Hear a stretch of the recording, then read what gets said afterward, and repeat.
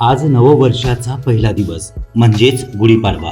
1971 साली आजच्या शुभदिनी महासागरचं रोपटं आम्ही लावलं होतं. महान पत्रकार आणि लेखक तसेच नागपूर टाइम्स या प्रथित यश दैनिकाचे त्यावेळचे संपादक दिवंगत अनंत गोपाल शेवडे यांच्या हस्ते आमची पहिली आवृत्ती प्रकाशित झाली. जनतेची बाजू कोणतीही भीडभाड न बाळगता मांडणे हे पत्रकाराचं आद्य कर्तव्य आहे. पत्रकारितेमध्ये आम्ही ज्यांना आदर्श मानतो त्या आचार्य प्रल्हाद केशव आत्रे यांनी धुळे येथून प्रकाशित होणाऱ्या आपल्या महाराष्ट्र या दैनिकाच्या प्रथम अंकाच्या प्रकाशनाच्या वेळी एक वाक्य उच्चारलं होतं. ते म्हणजे, जनतेकरता लढतो तो पत्रकार, बाकी सारे पत्रावळीकार.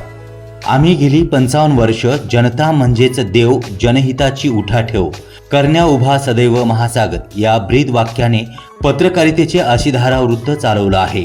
या काळामध्ये मोहाचा प्रसंग आला, काही ठिकाणी धमक्याही आल्या, आमच्या कार्यालयावरती हल्ले देखील झाले, तोडमोड झाली, पण त्यातून मार्ग काढून आम्ही उभे आहोत.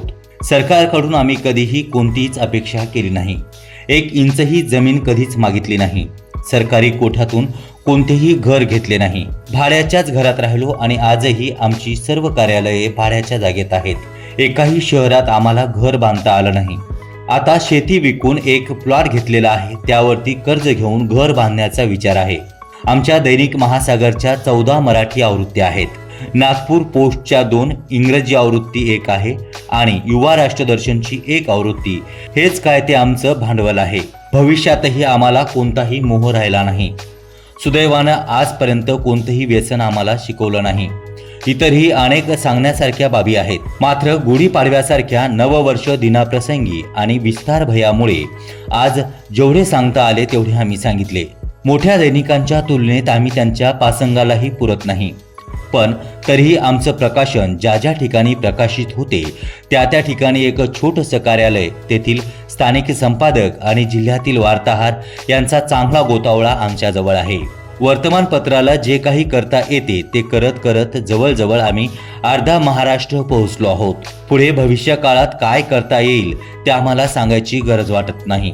म्हणतात ना, प्रयत्न वाळूचे कण रगडिता तेलही गळे, यावर आमचा विश्वास आहे आणि तेवढेच आम्हाला सांगायचे आहे.